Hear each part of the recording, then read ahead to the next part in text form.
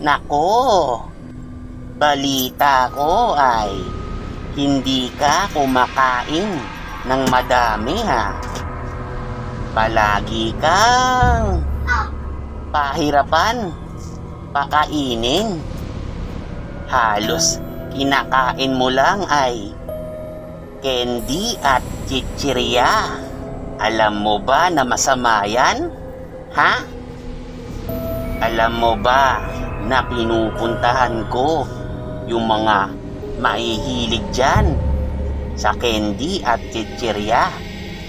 O kaya naman mahilig kumain ng hotdog at pizza?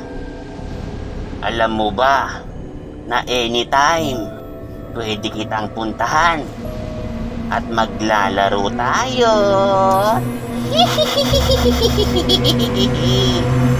Kaya ikaw ha, kumain ka na ng madami.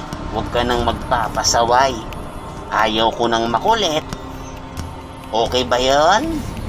Paalam!